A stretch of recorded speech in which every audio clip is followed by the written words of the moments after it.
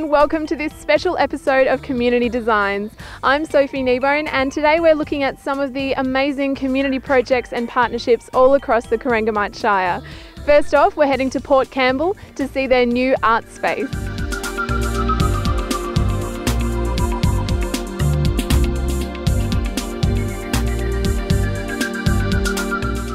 We're standing inside the Port Campbell art space, which is actually the oldest building in Port Campbell. It's the former Baptist church, which has been restored by members of the community.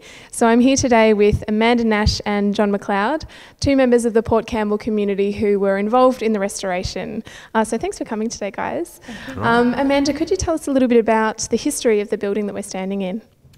The building, which is known as the art space, as you said, is the oldest building in Port Campbell. It originally was located out of town near the cemetery and was relocated back into town in the 1960s and was positioned behind the now existing Baptist church. Can you tell us a little bit about the process of physically moving it from its previous location, because this is its third location throughout its history, but when it got moved it was on the back of a truck, I believe, and got driven a up the semi-trailer, road. so a removalist was required. We also had, the Shire was redoing a car park which we needed to remove the church through. So there were just lots of partnerships created because you didn't want to asphalt the car park and have a big semi-trailer doing, turning on their newly laid asphalt. So then we had to acquire this land. So partnerships between parks, it was Crown land, just all of those sorts of things. So lots of hurdles to get over, but obviously we got over all of them. Yeah, I'm glad you did, because it looks amazing. And was there much discussion around whether you would build a new building for the art space or whether to bring over the old one? You know, initially it was probably divisive for the community. That there were obviously people who said, why spend all that money? They got a grant, but that money could be well spent in building a purpose-built facility. Or other people were saying, there's plenty of meeting places in town or around town, why do we need another one? But anyway, we just kept pushing through. I think the important thing is that, you know, we've saved the building and it's the oldest building in town, and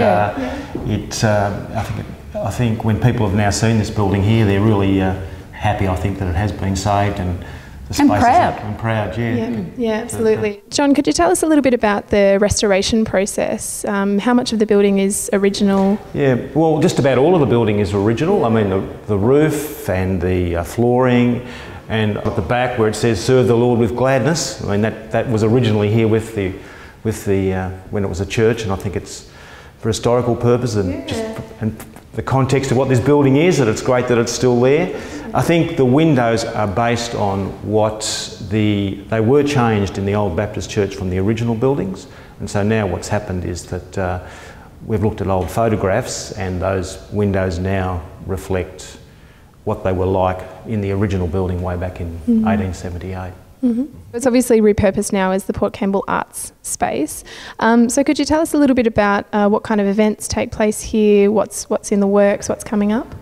Well, we've already had a number of events, especially over I think the biggest time when we had events week after week was during the Christmas period. We've talked before about a community plan being developed with the help of the Corangamite Shire, and one of the high priorities was not only a cultural space but also to have some events in the town that would that the community could get behind, and one of those is the fourth year now is a film festival, which is held over a weekend. And there's also, I believe, a town signage competition coming up that's going to be run. Well, we've sort of had the competition already, and we're now at the stage of the engineering part, and hopefully by the end of the year we'll have a new town sign, which has was run by a competition. So we had it was a little bit more than that. We asked the community what sort of sign they wanted first, and we had about 18 different people put in for different designs. There was a $1,000 prize, and a local artist once again won the design. Oh wow! And have you both been involved in sort of community projects and that kind of like community groups that whole time, while you've been living here? I don't think there'd be a person who's not. No. Small communities run on people getting involved, and whether it's even just digging a hole to put up you know, to a sign or something, or Yeah. going to a meeting and organising things. So I can hardly think of anybody in town. There's lots of emergency services, sort of SES, Surf Club, Fire Brigade, that all, sometimes the same members belong to all of those groups. Yeah, we're all involved, whether you're a local business person or whether you're a professional. So the location of this building in particular is really special because it's located inside the Port Campbell National Park, is that right? And the Ocean Park as well. It's not actually part of the national park, but it's located in the middle of the national park, and I think that makes us very unique, because when people come to visit here, they're able to experience the national park, go for a walk. Both Amanda and I use that national park every day, not only in the water but walking around it, so it's a beautiful area. So this area is a really popular tourist destination, and I know that there's millions of people that come down the Great Ocean Road every year. Can you talk a little bit about the impact of tourism on the town? Well, the impact is there's always that pressure to provide more services, accommodation, eating houses. We've got pressure from the Shipwreck Master Plan, which comes from the 12 Apostles to the edge of town, and then we've got the rail trail that heads to Timboon on the other side of town. So both of those will impact on the town, and so we want to develop walking tracks within the town that link up with both those structures as well. Once again, going back to this community plan that was talked about, the highest priority that the community wanted to see, which has an impact on tourism as well in a positive way, is the provision of walking tracks around the town and through and connecting to the national park. Way back as far back as I think the 30s, or it might even been the 20s, there used to be a bridge that crossed a little Port Campbell Creek, and that's happened on 2 or 3 occasions, and it's been wiped away by the storms. There's been a very big, I suppose, want of the community for a long time to have a bridge which goes across the creek and connects up with other walking tracks. And now the Shipwreck Master Plan, which comes from the state government, has actually said that is one of the first of 3 things that is definitely going to happen, and in the process of planning that. So that's going to have a great impact for locals who like the environment. And it's going to be very interesting to see what impact it has on tourism. Yeah, thank you so much for joining us today. I've really enjoyed seeing the space and learning about its history. Thank you.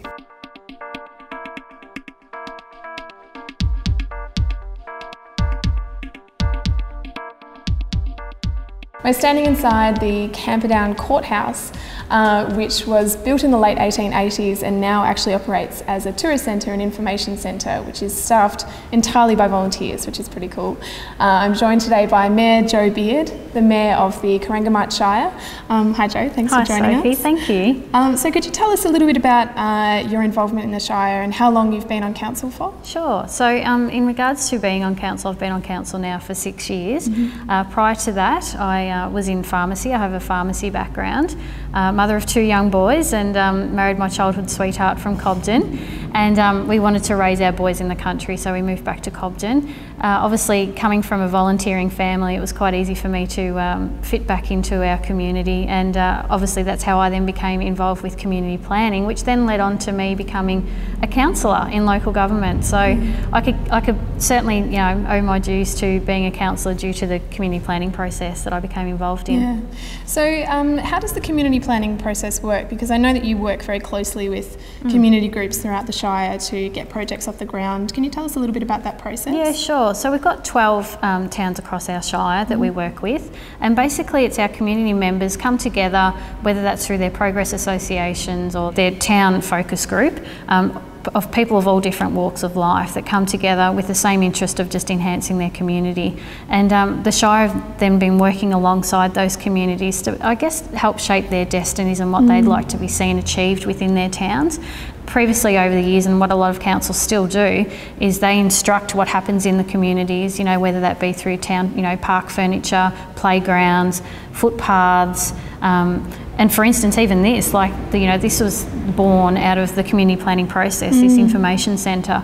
So it basically brings different like-minded people in the community together to work alongside council officers and help, as I said, shape their destiny and what they'd like to see being done in their towns. Can anyone sort of come up with an idea and take it to council and take it to you or take it to their community? And if enough, I suppose if enough people are on board, then well, that is happen. literally how it works. It does pretty much go through, we call it the sticker process. It's a bit of a voting process where all the ideas come together through the meetings, and obviously facilitated by people from council, council officers, and then we do literally vote on what we see as the town's priorities. And it's not something that you expect to be rolled out straight away. It could be a really, high level grand plan for the town that it seems like a bit of a pie in the sky idea, but we don't disregard it. We always make sure that we embrace what people's thoughts are from the community, make sure it gets put on paper, so at least it's always recorded somewhere,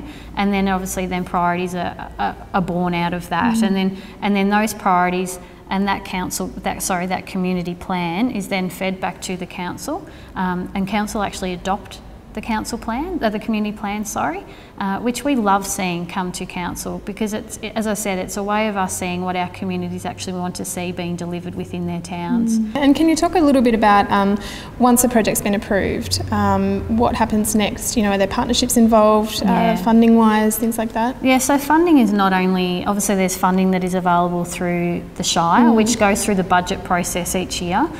But also there's then becomes the funding that we are able to help with. Also the communities achieve through state and federal funding, any grants that become available. We have a council officer that helps those communities, apply for those grants, and also not only using and relying on the Corangamite Shire money, they can actually help get their own too. So yeah, it certainly empowers the community, and it really does give them that self-worth that they've actually helped do that, and then, it's been something that they've been able to achieve. So it really does give the community a real feeling of real worth. So it's a really exciting project. Yeah, absolutely. Can you think of any examples of projects you've worked on in the past or are working on at the moment that kind of exemplify those things? Well, particularly I'll use where we're standing right now as an example. But I mean, this is a real community that's gone on and done this themselves. I mean, they've got 70 volunteers now. So we're talking volunteers, which are really hard to get these days, that actually come and spend their days here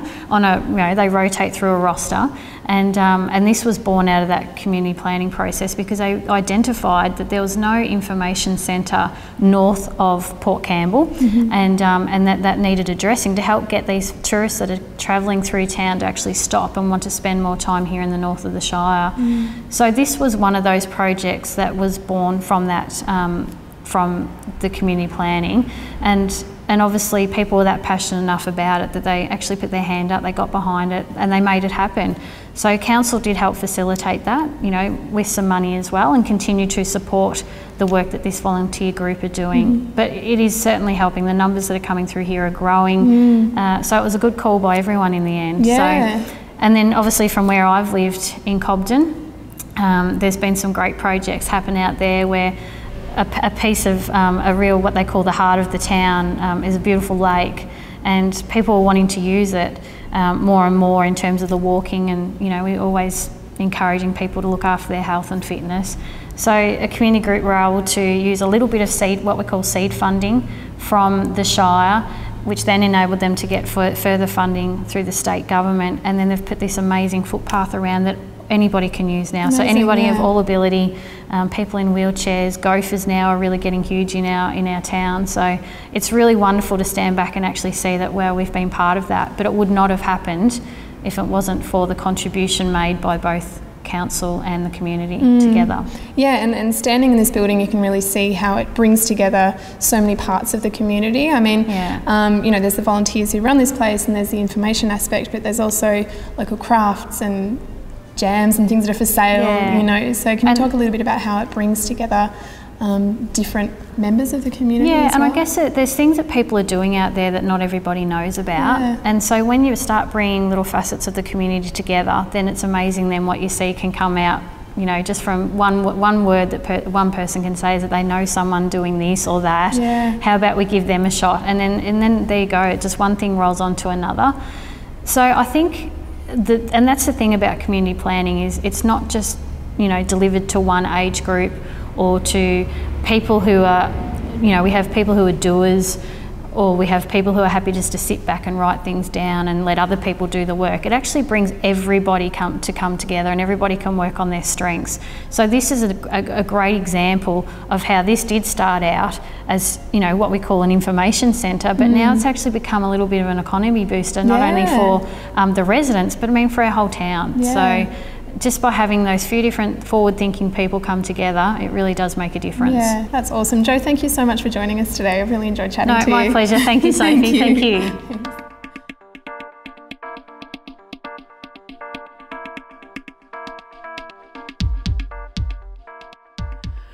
I'm standing outside the Camperdown Botanic Gardens with Janet O'Hare, who is the Secretary of the Camperdown Botanic Gardens and Arboretum Trust.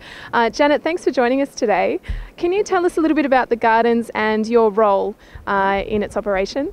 Well, this is one of Victoria's very special regional botanic gardens. There were lots of them in the 19th century, and this one is established in 1869, so it's quite old.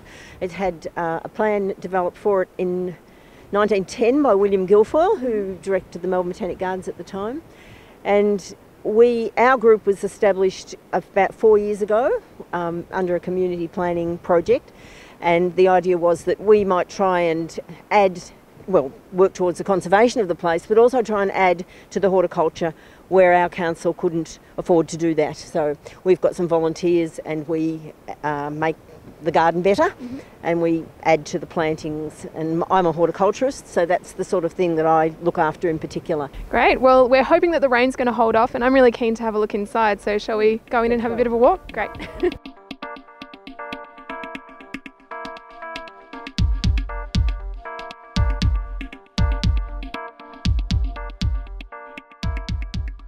What makes a garden a botanic garden? I've actually always wondered and never thought to ask. That's a perennial question.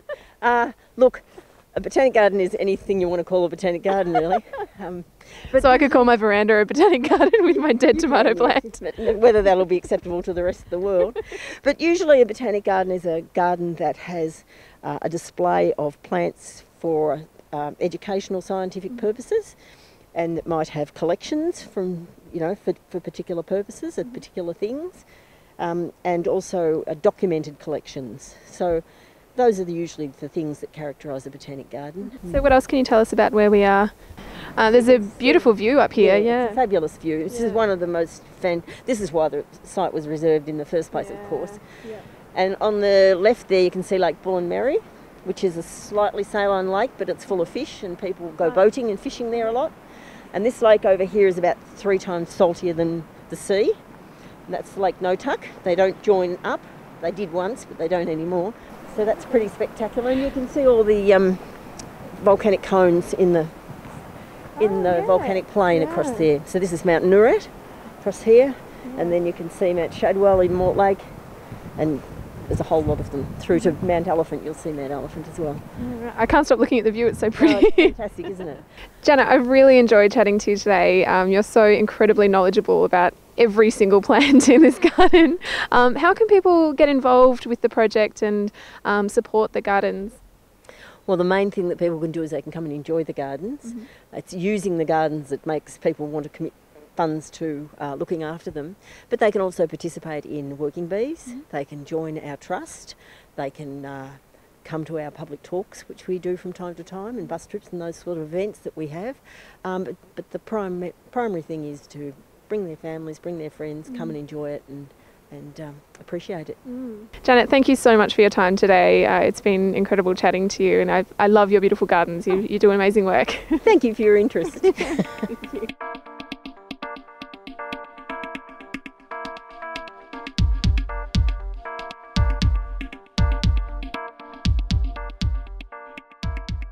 I'm standing inside the Visitors Centre at the base of Mount Elephant in Derrinallum, and this beautiful Visitors Centre is new. It only opened in November last year. So I'm here with Jeff and Val, who are going to tell us a little bit about the process of opening the centre and their involvement with it. So thank you so much for joining us today, guys. Could you tell us a little bit about how this all began, how the centre first became a dream and then got turned into reality? I think if you start, Jeff. No, you're right, Val. Val was one of the main driving forces behind it, so I think we'll let Val just fill you in with the details. I think one of the magic things about this is from the very start it's been a community effort, and I think that it's had such good backing ever since we started the project. And even before that, the community has always had good access to the Mount. So I think when the opportunity came up to buy it, the community raised $100,000 in a very short time, and Trust for Nature $100,000, and so we bought it in partnership. So it was the two towns together that yes, so bought it, the community is very much Lismore, Derrinallum and surrounding. I think right back even way back when this was Aboriginal land, I think it was also a meeting place for many groups, and in its history it was always for white people seen as a landmark.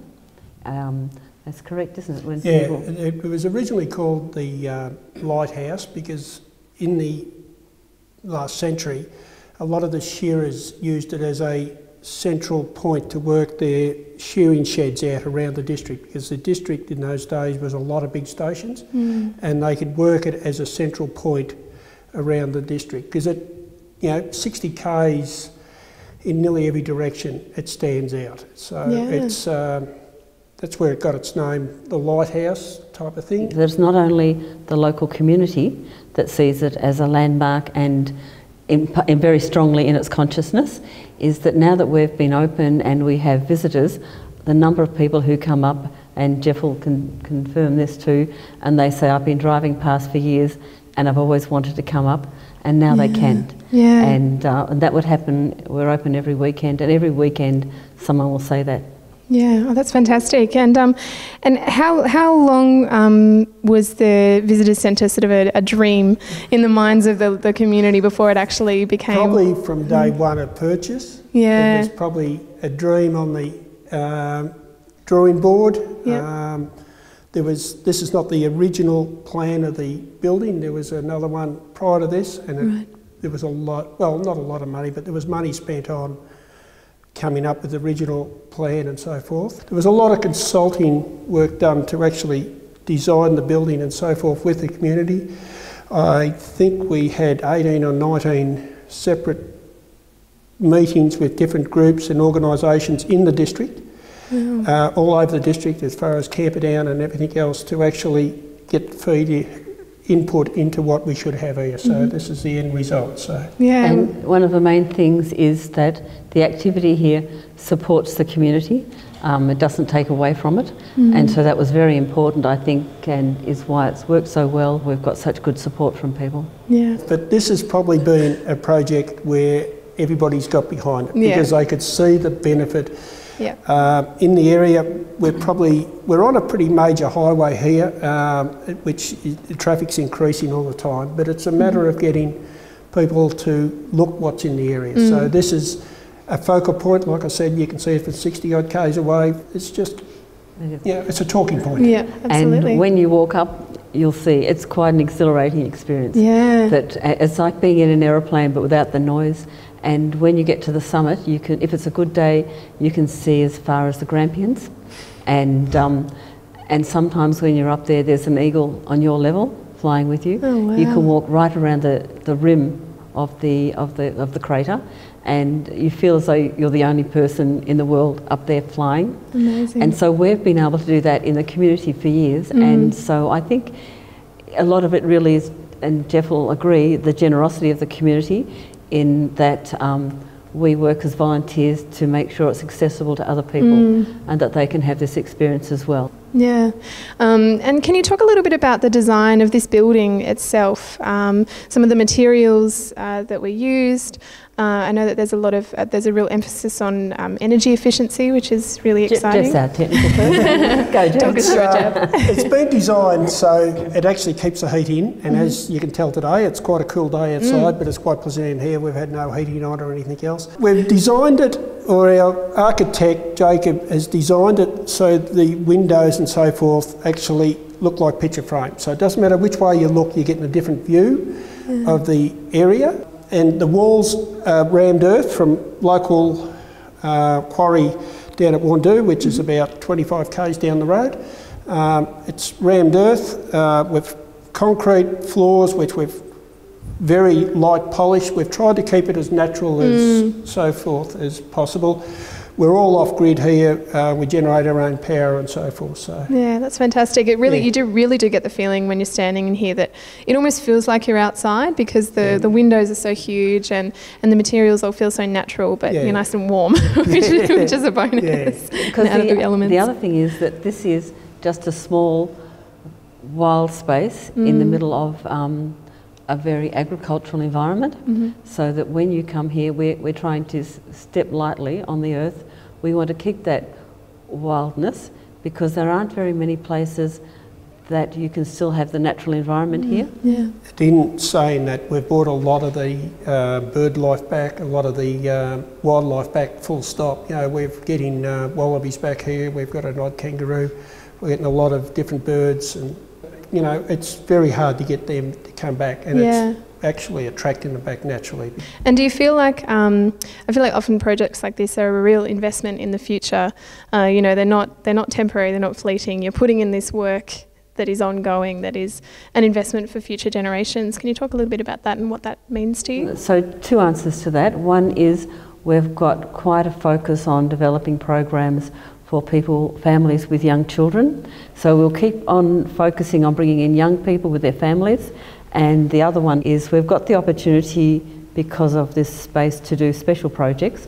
And one that we want to do is have a large plantation here for the local Banksia trees. They're becoming a dying race. They're natives to the area and so forth, and they're becoming a dying race. So the idea is, and it's still in its infancy, but we are very keen to keep it rolling, is that it will we'll be able to generate Banksia trees, get their seeds and replant them, because the actual site, our footprint is 364 acres.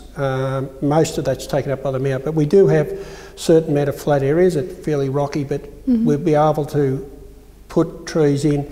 And like Val said, it's here forever. It's not as though it changes hands tomorrow and somebody comes in and bulldozes all those trees that have been planted. They are here to stay, and that's the idea of it all. And you will be made welcome any Sunday when you come here. I would love to come back. And the other thing we do is, while we're in this first year of establishment, is we're open by appointment. Oh, great. We really want people to use it, because as we work out how to do the final landscaping and the final furnishings, we want to get feedback from a wide range of people, and then we'll get it right. Fantastic. So people can come and visit you on the weekends, and they can get in touch with you by appointment. Fantastic. We have got a website, which is madelephant.com. You will find that. You'll find our information there. You can get more information off that website of what we're doing. We try and keep it up to date. It's not always 100% up to date, because we are only... It's not. My husband does it. I think it's perfect.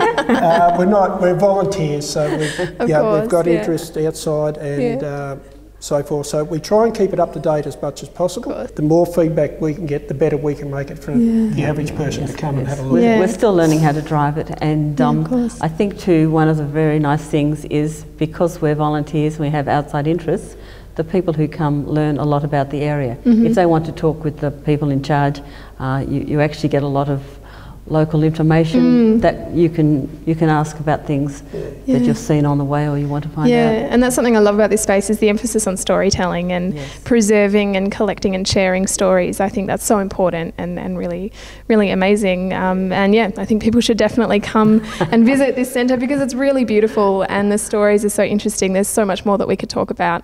So thank you so much, Val and Jeff, for sharing your time with us today. I've loved visiting you. It's very good to meet you. Thank you, you too. Thanks.